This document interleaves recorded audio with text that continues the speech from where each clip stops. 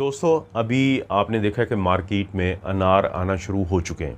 अनार का सीज़न शुरू होने को है, लेकिन बहुत सारे लोग इसके सामने से गुज़र जाते हैं क्योंकि उनको पता नहीं होता कि इसके क्या क्या फ़ायदे हैं। आज मैं आपको कुछ ऐसे फ़ायदे बताऊंगा कि जिनकी वजह से मैं आपको कायल करने की कोशिश करूंगा कि आपको एक अनार जो है वो रोज़ाना ज़रूर खाना चाहिए। तो इनमें जो पहला है वो फ़ायदा, मेरा ख़्याल है अगर मैं ना भी बताऊं तो वीडियोस देख देख के लोगों की आपको अंदाज़ा हो चुका है कि अनार एक ऐसी चीज़ है कि जिसके अंदर एंटीऑक्सीडेंट बहुत ज़्यादा होते हैं। इसका जो चाहे तो देखें बीज हो इसके, चाहे वो जूस हो, तो ये भरपूर है एंटीऑक्सीडेंट से। और ये एंटीऑक्सीडेंट्स जैसे कि एक बड़ा मशहूर एंटीऑक्सीडेंट्स है जिसको हम प्यूनिगैलाकिन्स कहते हैं और एंथोसायनिन्स कहते हैं।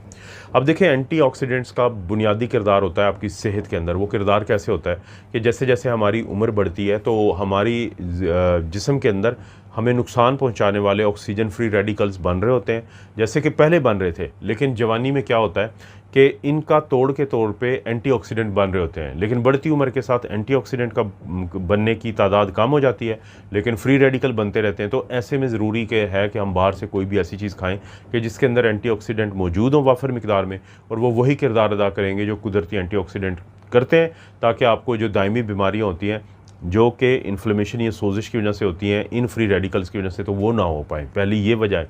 दूसरी वजह ये है कि आपके दिल की सेहत को ये फ़ायदा देता है, क्योंकि जब आप इसको बाकायदगी से खाएंगे रोज़ाना, एक तो आपके बुरे वाले कोलेस्ट्रॉल यानी एलडीएल को कम करता है और आपके अच्छे वाले कोलेस्ट्रॉल यानी एचडीएल को बढ़ाता है और ब्लड प्रेशर को कम करता है। जब दिल के अटैक के ऊपर या दिल की बीमारियों के ऊपर हम वीडियो बनाते हैं तो मैं ख़ास तौर पे लोगों को बताता हूँ कि जो रिस्क फैक्टर आप कम कर सकते हैं तो उन पे आपने तवज्जो देनी है। लेकिन जो नहीं कम कर सकते, जैसे अगर आपके ख़ानदान में दिल के अटैक हैं, आप मर्द हैं या आपकी उम्र ज़्यादा हो रही है, तो इनको आप तब्दील नहीं कर सकते। लेकिन ब्लड प्रेशर एक बहुत बड़ा रिस्क फैक्टर है। कोलेस्ट्रॉल का ज़्यादा होना, ख़ास तौर पर बुरे वाले कोलेस्ट्रॉल एलडीएल का ज़्यादा होना और अच्छे वाले कोलेस्ट्रॉल एचडीएल का कम होना, तो उसको आप कम कर सकते हैं। तो उसको कम करने की कोशिशों में जो चीज़ आपकी हेल्प करेगी, मदद करेगी, उसमें से अनार एक बेहतरीन चीज़ है। तो रोज़ाना एक अनार को इस वजह से भी खाएं कि आप अच्छे दिल की सेहत के मुतमन्नी हैं या आप चाहते हैं कि आपके दिल की सेहत अच्छी हो। उसके बाद आता है कि वो लोग जो अपने ब्लड शुगर को कंट्रोल करना चाहते हैं, कि हालांकि बाज़ लोगों के ज़हन में ये बात आ सकती है कि जो अनार होता है ये तो मीठा होता है, लेकिन बावजूद इसके कि ये मीठा होता है, लेकिन इसके अंदर ऐसे कंपाउंड हैं जो आपके जिस्म के अंदर इंसुलिन के काम करने की सलाहियत को बेहतर करते हैं। इसके जो पॉलीफिनोल्स होते हैं वो आपकी आंतों से जो ग्लूकोज होती है, शुगर होती है, उसको आपके खून में आने के अमल को स्लो कर देते हैं, जिसकी वजह से ये एक ऐसा फल करार पाता है कि जो शुगर के मरीज़ों को सूट करता है। देखें, दो चीज़ों का यहाँ पे हमने ख्याल रखना है। एक तो हम हमेशा कहते हैं कि कोई भी मीठी चीज़ हो, चाहे जितनी भी कुदरती हो, सोने की बनी हुई भी है, फिर भी आपने उसकी मिकदार को कम इस्तेमाल करना है, क्योंकि अच्छी चीज़ की मिकदार को कम रखेंगे तो फ़ायदा है, बहुत ज़्यादा इस्तेमाल करेंगे तो उसका फ़ायदा नहीं है, फिर उसके नुकसानात होते हैं। तो एक जो अनार है वो बहुत ज़्यादा नहीं आप खा सकते, मीडियम साइज़ का। तो उसमें क्या होगा कि यही जैसे अभी बात हुई है कि इसके अंदर मौजूद अज्जा, क्योंकि आज के दौर में पाकिस्तान में जो अक्सर हमें शुगर के मरीज़ मिलते हैं वो मिलते हैं टाइप 2 डायबिटीज़ मेलाइटस। ये वो किस्म होती है कि जिसमें इंसुलिन पड़ी है जिस्म में लेकिन आगे काम नहीं कर रही। तो इसके अज्जा ये मुमकिन बनाते हैं कि आपके जिस्म में मौजूद इंसुलिन आगे काम भी करे। तो जब वो काम करेगी तो इसको हम कहते हैं कि इंसुलिन की सेंसिटिविटी बेहतर हो गई है और इंसुलिन के ख़िलाफ़ जो मुज़ाहमत है, रेजिस्टेंस, वो कम हो गई है। तो ये भी वजह है कि आपका दिल भी बेहतर रहेगा और आपकी शुगर भी बेहतर रहेगी, क्योंकि शुगर भी ब्लड प्रेशर और कोलेस्ट्रॉल की तरह एक बहुत बड़ा रिस्क फैक्टर है दिल की बीमारी का।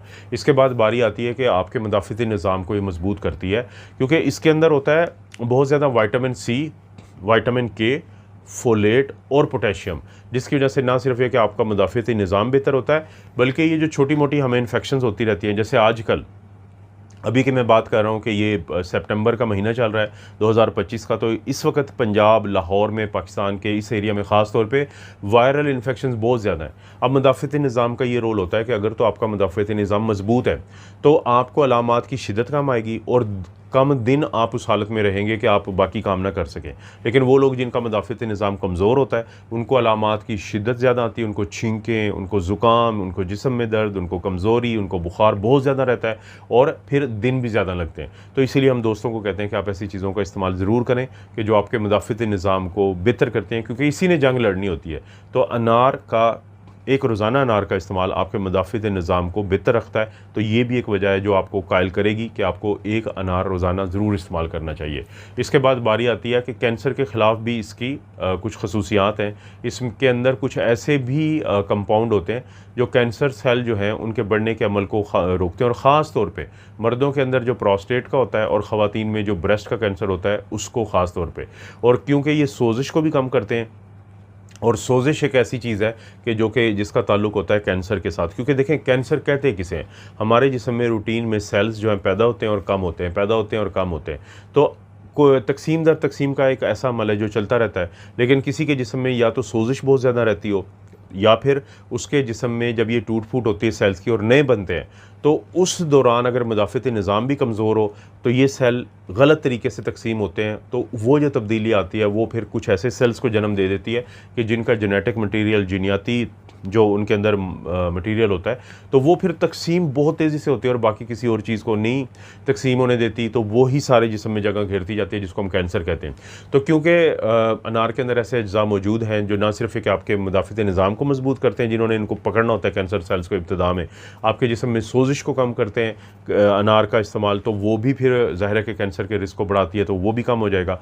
और ख़ास बात यह कि जो कैंसर जब ग्रो करने की कोशिश करता है तो इसके एंटीऑक्सीडेंट और बाकी अज्जा उसको रोकने की भरपूर कोशिश करते हैं। तो ये भी एक वजह है कि आपको एक अनार रोज़ाना ज़रूर इस्तेमाल करना चाहिए। इसके बाद बारी आती है कि जिल्द और वो लोग जो बुढ़ापे के हाथों, यानी जिनको होता है कि हमें एजिंग जल्दी ना हो जाए, उससे परेशान हो, तो उनके लिए तो अच्छी खबर है कि इसके अंदर मौजूद एंटीऑक्सीडेंट या विटामिन सी जो होता है वो आपके जिल्द के अंदर जो कोलेजन नामी प्रोटीन है उसको बढ़ाता है। तो उससे क्या होगा कि अगर आप इसको रोज़ाना इस्तेमाल करते हैं तो आपके ये जो चेहरे पे झुर्रियाँ होती हैं, या ये जो आपको खुश्की रहती है जिल्द की, या जिल्द जो है वो आपकी डल रहती है, तो इन चीज़ों में आपको काफ़ी ज़्यादा फ़ायदा मिल जाता है।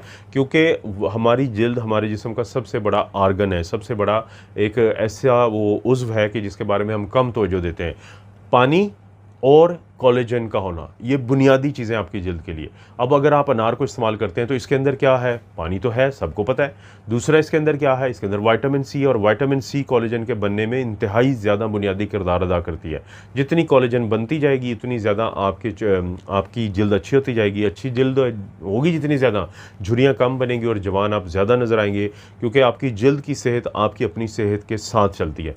तो ये भी एक वजह है कि आपको अनार को इस्तेमाल करना चाहिए। तो इस तरह से हमें ये पता चला है कि एक अनार अगर हम रोज़ाना इस्तेमाल करते हैं उससे हमारा दिल बेहतर रहता है, हमारा मुदाफ़ित निज़ाम बेहतर रहता है, उससे हमारा हाज़मा बेहतर होता है, उससे हमें दिमागी तौर पे काफ़ी फ़ायदा मिलता है, क्योंकि हमारा दिमाग जो है वो तेज़ काम करता है, हमारी जिल्द जो है वो बेहतर हो जाती है। और ख़ास तौर पे जो क्रॉनिक डिजीज़ होती हैं, जो दायमी बीमारियाँ होती हैं, उनके ख़िलाफ़ बहुत ज़्यादा हमें फ़ायदा मिल जाता है। ख़र्चा इस पर ज़्यादा नहीं होगा, लेकिन इसके नतीजे में जो बिल्डिंग बनेगी आपके जिस्म की और अंदरूनी माहौल की, वो इतनी मजबूत होगी कि छोटे मोटे मसाइल आपको तंग नहीं करेंगे।